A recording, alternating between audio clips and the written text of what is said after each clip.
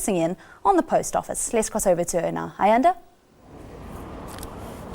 A very good morning to you once again, Vela. Now, I don't know if you'll remember this, but in days of old, the post office has been the cornerstone of many a society, connecting people throughout the length and breadth of South Africa. And to date, it still continues to try and stake its claim and continue to deliver the much needed resources. This in the midst of an ever-evolving technological era, as well as a number of other service providers that are competing in this very same space. But we do understand that the post office delivers around 3 million items per day, and it's calling on you and I, Vel, and a number of other people across the country as well, to invest in post box addresses. There are about 4.1 million of these PO box addresses that are up for grabs. Just under 2 million of them are rented post box addresses, and a little over 800,000 are for free. So what are their benefits? What is the relevance of the post office? I'm not the person with the answer. Joining me this morning is Mr. Andrew Nongogo. He is the Group Executive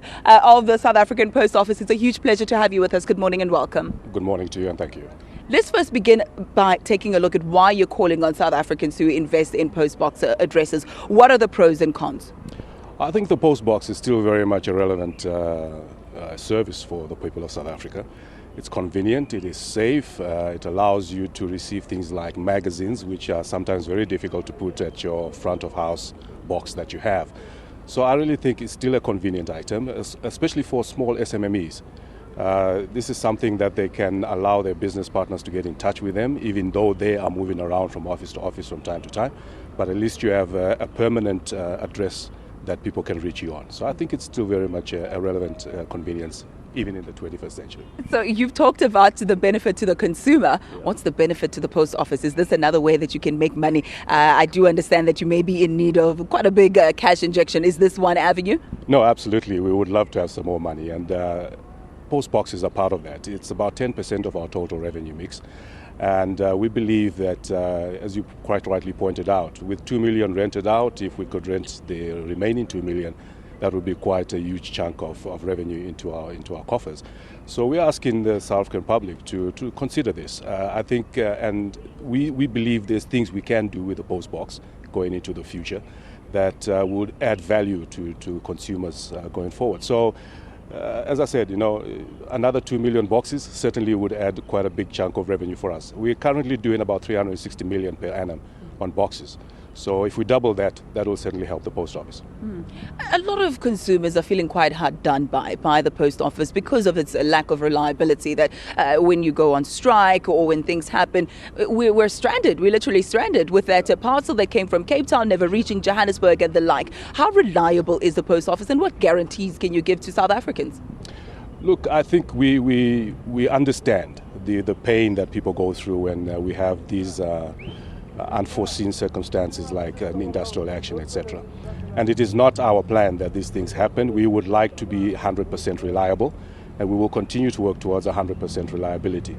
But you do understand that these things do happen, and we try as much as we can to mitigate that. And we're asking South Africans to support us in our turnaround, in our wish to ensure that we give you the best possible service. And in fact, in my personal opinion, we would like you to give you a service that's even better than people have experienced before. So we're working towards that, and we are hoping that in the next months or so, the story about the post office will be a slightly different story. And it'll be a lot more positive story about not just our reliability, but the quality of the service as well.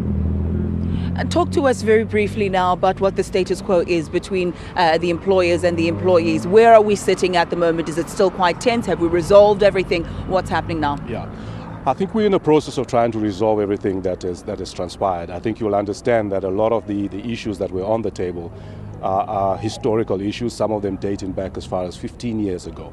So there's a lot of the issues on the table that need to be dealt with, and we're tackling them one by one. I think from management side of the post office, it is absolutely crucial to us that we have satisfied employees. We have employees that are on the job, ready to give 100% for the job. And so it's in our interest as management that all these things get resolved. But as you've rightly pointed out, the post office is going through a massive cash crunch. And a lot of these issues require money to resolve them. So as and when the money begins to come in, we will start to tackle some of these issues and try and get them off the table. Thank you so much for your time. We have unfortunately run out of time, but we will continue this discussion a little bit more with some of your colleagues. Thank you for your time. Mr. Andrew Nongogo is the group executive here. We're going to be speaking about a range of issues, including safety and security. Sometimes parcels being tampered with. So one wonders whether or not they should pay a little bit extra to go the private route, or whether or not they should try and save costs and go via the post office. So that's one of the things that we'll talk about. We'll talk about international transportation of goods and services as well. So if you have any comments, suggestions, questions, at Morning Live SABC is where you can tweet us, and we'll try and bring them into the equation. But for now, quick ad break. Morning Live continues after this. Stay with us.